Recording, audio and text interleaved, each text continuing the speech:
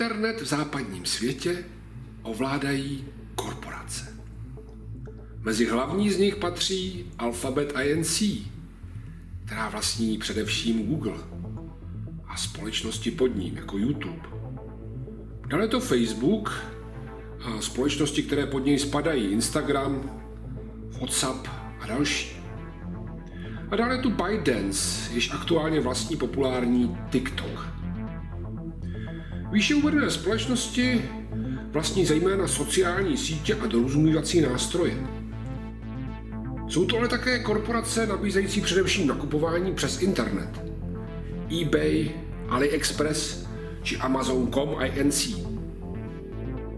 Všechny tyto společnosti se tváří, že se snaží zlepšit svět a že ředitelé těchto firm jsou vlastně obrovští filantropové.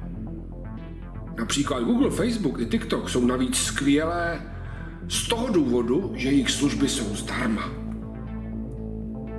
Za jejich služby však v delším časovém horizontu platíme vysokou cenu i s obřími úroky. Jistý první, cena. Říkáte si, jak může mít služba zdarma nějakou cenu? No, není to cena v tom pravém slova smyslu, tedy ta cena, kterou někomu přímo za něco platíte. Korporace se totiž snaží především, aby měly co největší zisk. Ale přitom si uvědomují, že přímo něco spoplatňovat by odlákalo masy uživatelů. A to především ze zemí třetího světa, kde se internet rozvíjí závratným tempem. Například z Indie, Indonésie a podobně. Proto korporace vymyslely velmi jednoduchý podnikatelský plán. Co vlastně mají korporace k dispozici od vás? Data, soukromé údaje, řadu informací o vás. Podívejme se na to, data jsou vlastně nejlepší zboží na trhu. Žádné zlato či bitcoiny. Data jsou to nejcennější zboží, protože v dnešním přetechnologizovaném světě mají vaše data pro korporace nekonečně velký potenciál a s tím spojenou i vysokou cenu. Základním a v historii nejstarším zpeněžením vašich dat byla prostá reklama. Reklamní společnosti byly na internetu v podstatě od začátku a snažily se na reklamě zbohatnout. Postupem času, přibližně během první dekády 21. století, si ovšem reklamní společnosti uvědomily jednu zásadní věc. Na masivně využívaném internetu sice mají potenciál nalákat masy zákazníků, na druhou stranu, pokud platí za každé zobrazení, případně za každou webovou stránku, kde se jich reklama zobrazí, není to pro ně moc výhodné. Dochází totiž k masivnímu plýtvání peněz reklamních společností, které stejnosměrně bombardují uživatele reklamami, jež je v podstatě nezajímají. Vezměme si fiktivní příklad. Společnost PlayStation se snaží obeznámit co největší počet uživatelů internetu s jejím novým produktem. Dejme tomu, že předpokládá, že největší šance na úspěch reklamy bude ve chvíli, kdy ji uvidí maximální počet uživatelů. Zaplatí si tedy i reklamu na stránce, kterou ponejvíce využívají starší lidé, seniori. A i když je věk hráčské komunity dnes relativně vysoký, šance, že společnost prodá svou herní konzoli 90letému staříkovi je naprosto mizivá. Společnosti si tento fakt uvědomily a došlo jim, že drtivá většina reklam nemíří na potenciální zákazníky, ale na lidi, které produkt absolutně nezajímá. Došlo jim, že musí buď zlepšit marketing, a nebo zefektivnit strategii.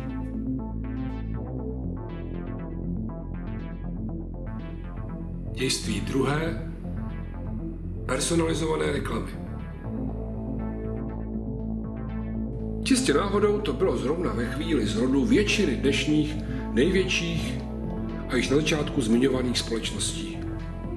A těmto společnostem došlo, že čisté zobrazování reklam jim dostatečně nevydělá a reklamní společnosti od jejich služeb pomalu upouštěly, protože jejich reklama nebyla cílená na uživatele a nebyla tedy pro ně relevantní. Pak se tedy objevil geniální plán. Co když využijeme jednoduchých algoritmů, které na základě dat uživatelů budou určovat zobrazené reklamy a díky informacím o nich zobrazí uživateli právě tu nejrelevantnější reklamu. Tedy takovou reklamu, která má největší šanci na upoutání pozornosti potenciálního zákazníka a následně i na potenciální koupy produktu. S příchodem modernějších internetových technologií to bylo nejen možné, ale dokonce snadné a enormně výhodné pro internetovou korporaci i reklamní společnost. Pokud tedy souhlasíte s tezí, že produkt, o kterém jste se dozvěděli z reklamy, vám přinesl užitek a zlepšil život, tak to bylo potom výhodné i pro vás, tedy pro všechny zúčastněné strany. V souvislosti s tím se především soubory cookies staly soubory, které sice sbírají vaše soukromé informace a data, ale v podstatě jen za účelem zjednodušení používání internetu.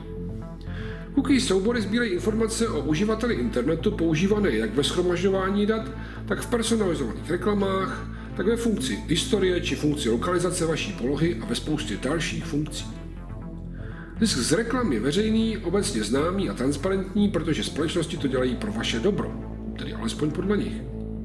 To však nelze říct o dalších metodách.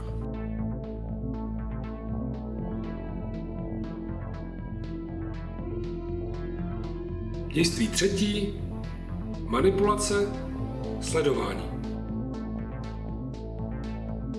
Nyní se dostáváme do nejnovější fáze. Fáze, která začala před něco více než dekádou. Společnostem došlo, že internet a především sociální sítě se dají použít ve prospěch manipulace. A to i v takových situacích, jako jsou volby. A tento způsob přitom není nezákonný. Je čistě jen, mírně řečeno, neférový. Společnosti jako Facebook s dohodou jistě vědomě souhlasí, ale není to jejich iniciativa. Je to iniciativa společností založených čistě za tímto účelem. Společností jako Cambridge Analytics. O kauze Cambridge Analytics a Facebooku, kdy byla zneužita data 50 milionů uživatelů za účelem manipulace amerických voleb ve prospěch Donalda Trumpa v roce 2016, snad slyšel každý. Thank you. Thank you very much, everybody. To, že lze podobné společnosti najít za skoro každými volbami, už tolik lidí netuší. Společnosti typu Cambridge Analytics manipulují volby po celém světě. A velmi často jsou rozhodujícím článkem ve volbách. A co je na tom tedy špatně, když zatím stojí tyto společnosti a nikoli sociální sítě jako Facebook? Špatně je to, že Facebook a další společnosti nejprve jakoby omylem umožní únik dat a následně se dostávají do další fáze. A tou je prodej dat. Korporace si uvědomily, jakou mají data obrovskou cenu, ale zároveň vědí, že nemohou znát jejich pravou cenu. A tudíž by je využili nedostatečně a tak je začali prodávat jiným společnostem, ať už reklamním, vědeckým, čistě manipulativním a nakonec i vládním.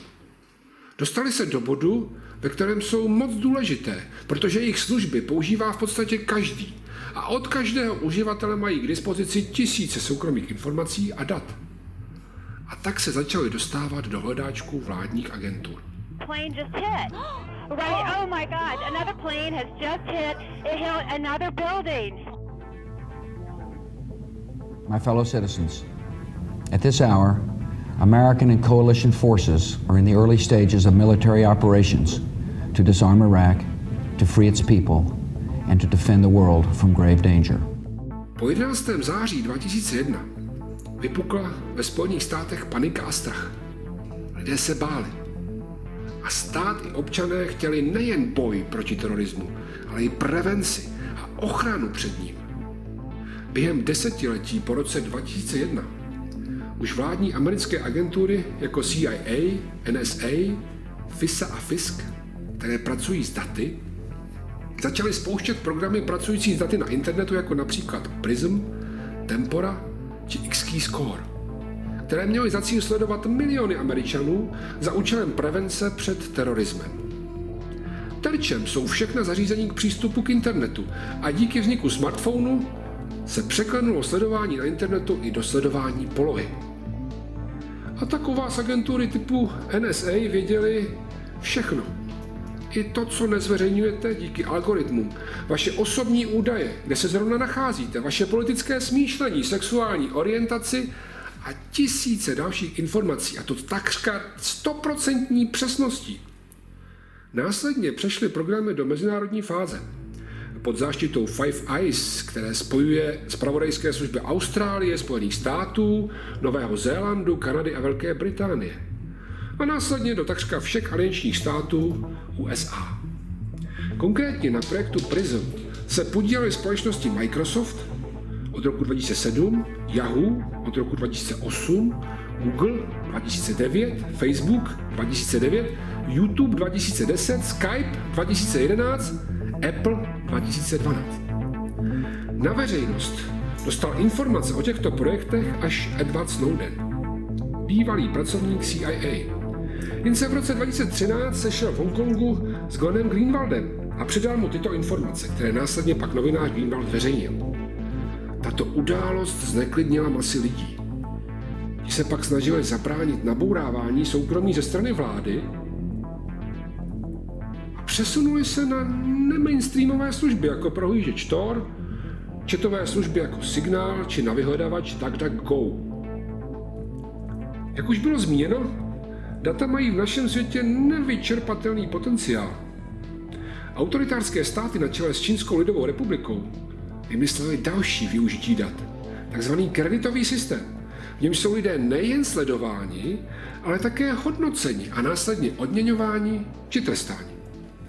Dle počtu získaných osobních kreditů si uživatelé mohou, či naopak nemohou, pořídit jízdenky na vlak, letenky, povolení k vycestování do zahraničí.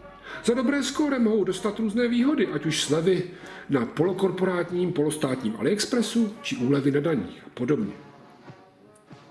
Čínský kreditový systém je zatím nejdokonalejší spojení internetu, totalitního státu a absolutní kontroly a díky němu je realita Orwellova románu 1984 reálnější než kdy předtím. Uživatelé internetu nejen v západním světě se tak stali cílem manipulace ze strany manipulativních společností, cílem propagace ze strany reklamních společností, terčem sledování a narušování soukromí nejen ze strany vládních agentur. Jste uživateli internetu? I vy jste terč.